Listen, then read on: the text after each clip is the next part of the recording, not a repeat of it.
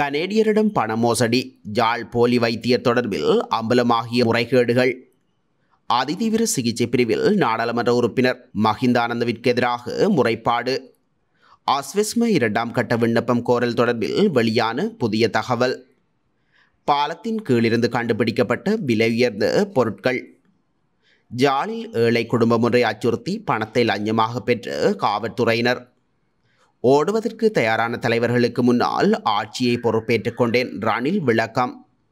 வவுனியாவில் ஹெரோயின் போதைப் பொருளுடன் யுவதியொருவர் கைது. நாட்டு மக்களுக்கு காலநிலை தொடர்பில் விடுக்கப்பட்டுள்ள அறிவிப்பு.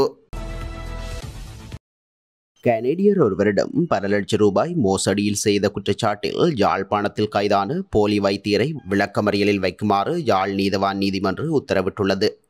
யாழ்ப்பாணம் சுன்னாகம் பகுதியைச் சேர்ந்த இளைஞன் தன்னை வைத்தியர் என அறிமுகப்படுத்தி அதற்கான போலியான ஆவணங்களையும் தயாரித்து வெளிநாடுகளில் வசிக்கும் நபர்களை இலக்கு வைத்து பல லட்சம் ரூபாய் மோசடியில் ஈடுபட்டு வந்துள்ளார். குறித்த நபர் பாடசாலை மாணவிகள் பலருடன் காதல் தொடர்புகளை பேணி வந்துள்ளமையுடன் வெளிநாடுகளில் வசிக்கும் தன்னை விட வயது அதிகமான பெண்களுடனும் காதல் தொடர்புகளை பேணி அவர்களை மிரட்டி பல லட்சம் ரூபாய் மோசடி செய்துள்ளார். அத்துடன் இளைஞனிடமிருந்து மீட்கப்பட்ட தொலைபேசிகளில் பல பெண்களின் அந்தரங்க புகைப்படங்கள், காணொளிகள் உள்ளதாகவும் காவல்துறை விசாரணைகளில் தெரிய வந்துள்ளது. இந்த நிலையில் குறித்த இளைஞனை நேற்று முன்தினம் யாழ் நகர் பகுதியில் அதிசொகுசு காரில் பயணித்துக் கொண்டிருந்த வேளை காவல்துறையினர் இடைமறித்து கைது செய்தனர். இதனைத் தொடர்ந்து இளைஞனை காவல் நிலையத்தில் தடுத்து வைத்து மேற்கொள்ளப்பட்ட விசாரணைகளில் யாழ்ப்பாணத்தில் இடம்பெற்ற பல போலி உறுதிமொழிப்புகள், காணி மோசடிகள் உள்ளிட்ட பல்வேறு சம்பவங்களுடன் தொடர்புபட்டுள்ளமையும் தெரிய வந்துள்ளது. இதன்படி நேற்றைய தினம் கைது செய்யப்பட்ட இளைஞனை யாழ் நீதவான் நீதிமன்றத்தில் முற்படுத்திய வேளை மன்று இளைஞனை விளக்கமறியலில் வைக்க உத்தரவிட்டுள்ளது. நாடாளுமன்ற உறுப்பினர் மஹிந்தானந்த அழுத்கமகே தனது தந்தையை தாக்கியதாக நாடாளுமன்ற உறுப்பினர் குணத்திலக்க ராஜபக்சவின் மகன் கோட்டை காவல் நிலையத்தில் முறைப்பாடு செய்துள்ளார். நாடாளுமன்ற உறுப்பினர் குணத்திலக்க ராஜபக்சவின் எழுத்துப்பூர்வ முறைப்பாடும் சமர்ப்பிக்கப்பட்டுள்ளது. மேலும் தனது தந்தையை தாக்கியதில் அவரது காலெலும்பு முறிந்துள்ளதாகவும் அதற்கு அறுவை சிகிச்சையில் இரும்பு தகடுகள் பொருத்தப்பட்டுள்ளதாகவும் அவர் குறிப்பிட்டுள்ளார். அத்துடன் தனது தந்தை தற்போது கொழும்பு இராணுவ வைத்தியசாலையின் அதிதீவிர சிகிச்சை பிரிவின் மேலதிக மருத்துவ கண்காணிப்பில் இருப்பதாக அவர் கூறியுள்ளார்.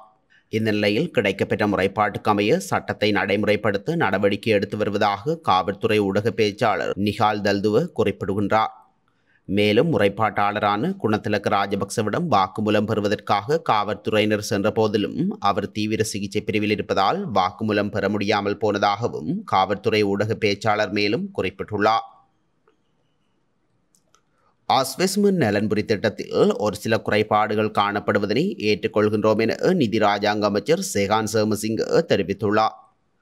நாடாளுமன்றத்தில் நேற்று இடம்பெற்ற அமர்வின் போது விசேட கூற்றை முன்வைத்து உரையாற்றுகையில் அவர் மேற்கண்டவாறு குறிப்பிட்டுள்ளார். 2ஆம் கட்ட விண்ணப்பம் கோரல் இம்மாதம் கோரப்படும். எனவே எதிர்வரும் 15ஆம் தேதிக்கு முன்னர் தகவல் விண்ணப்பங்கள் உண்மைத்தன்மையை உறுதிப்படுத்திக் கொள்ள வேண்டும். நலன்புரி கொடுப்பனவு வழங்கலில் கடந்த 30 ஆண்டு காலமாக நடைமுறைப்படுத்தப்பட்ட தவறான வழிமுறைகள் ஆஸ்வெஸ்ம நலன்புரி திட்டத்தினூடாக திருத்தப்பட்டுள்ளது. நடைமுறையில் தோற்றம் பெற்றுள்ள பிரச்சினைகளை தீவிரப்படுத்தி நெருக்கடிகளை தீவிரப்படுத்த ஒரு தரப்பினர் முயற்சிக்கின்றனர் என்றும் கூறியுள்ளார். ஹங்வெல்ல பாலத்தின் கீழ் சிக்கியிருந்த நீர்ப்பாசன திணைக்களத்திற்கு சொந்தமான விலை உயர்ந்த நீர்மானி ஒன்றை கடற்படையினர் கண்டுபிடித்துள்ளனர். குறித்த நீர்மானி சுமார் 30 மில்லியன் ரூபாய் பெறுமதி என தெரிவிக்கப்படுகின்றது. இது களனி ஆற்றின் நீர்மட்டம், வேகம் மற்றும் திசை போன்ற தரவுகளை சேகரிப்பதற்காக நீர்ப்பாசன திணைக்களத்தினால் ஹங்வெல்ல பாலத்தின் கீழ் நீர் மேற்பரப்பில் வைக்கப்பட்டுள்ள நீர் அளவீட்டு GPS சாதனமாகும். இந்த GPS சாதனம் மூங்கில் புதர்கள் மற்றும் குப்பைகளில் சிக்கி பிரதான கருவியிலிருந்து நழுவி சென்றுள்ளது. இதனை அடுத்து GPS சாதனத்தை கண்டறிய கடற்படையின் உதவி வழங்குமாறு நீர்ப்பாசன திணைக்களம் கடற்படை தலைமையகத்திடம் கோரிக்கை விடுத்திருந்தது.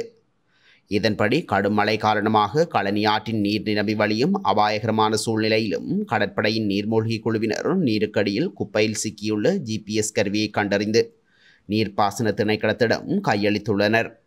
யாழ்ப்பாணம் பொன்னாலையில் குழாய் கிணறு வெட்டிய பெண் தலைமைத்துவ குடும்பம் ஒன்று அனுமதி பெற்றுக்கொள்ளவில்லை என்ற காரணத்தை காட்டி காவல்துறையினர் 8000 ரூபாய் பணத்தை லஞ்சமாக பெற்றுச் சென்றுள்ளனர். இந்த சம்பவம் நேற்று முன்தினம் மதியம் பொன்னாலை மேற்கில் இடம்பெற்றுள்ளதாக தெரிவிக்கப்படுகின்றது.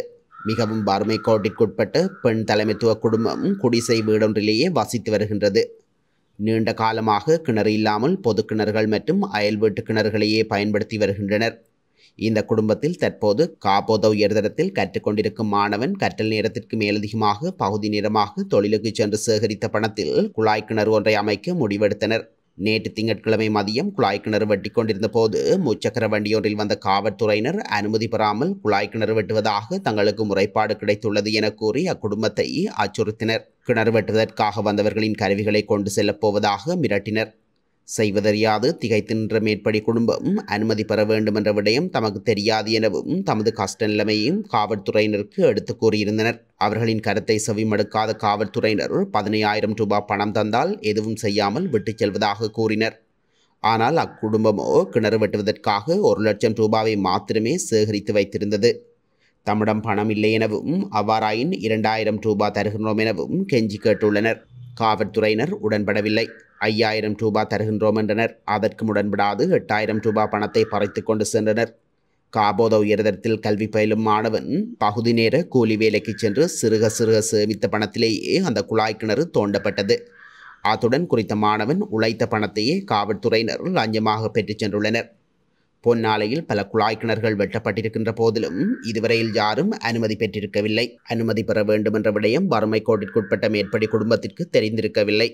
சட்டம் ஒழுங்கை நடைமுறைப்படுத்த வேண்டிய காவல்துறையினர் பனையால் விழுந்தவனை மாடு ஏறி மிதிப்பதைப் போன்று பணத்தை பறித்து சென்றிருக்கின்றனர். சுமணசிறி, குமார, சுகன் என்ற 3 காவல்துறை உத்தியோகத்தர்களுமே இவ்வாறு லஞ்சம் பெற்றதாக கூறப்படுகின்றது. கடந்த சில மாதங்களுக்கு முன்னர் வட்டுக்கோட்டை காவல்துறையினரின் சித்திரவதையில் அலெக்ஸ் என்ற இளைஞன் உயிரிழந்திருந்தமையும் குறிப்பிடத்தக்கது. மற்ற தலைவர்கள் ஓடுவதற்கு சப்பாத்தை தேடிக்கொண்டிருந்த வேளையில் நான் செருப்பு காலோடு சென்று ஆட்சியை பொறுப்பேற்றுக் கொண்டேன் என ஜனாதிபதி ரணில் விக்ரமசிங்க தெரிவித்துள்ளார். அரசியலை ஒதுக்கிவிட்டு நாட்டின் பொருளாதாரத்தை கட்டியெழுப்பும் வேலை திட்டத்திற்கு ஆதரவளிப்பது அனைவரினதும் பொறுப்பாகும் என்பதையும் ஜனாதிபதி வலியுறுத்தியுள்ளார். 2 வருடங்களில் பொருளாதாரத்தை கட்டியெழுப்ப மிகவும் கடினமான தீர்மானங்களை எடுக்க வேண்டியிருந்தது. வரி அதிகரிப்பு இலகுவானதாக இருக்கவில்லை. ஆனால் அது மட்டுமே பொருளாதாரத்தை கட்டியெழுப்ப ஒரே வழியாக விளங்கியது என அவர் தெரிவித்துள்ளார்.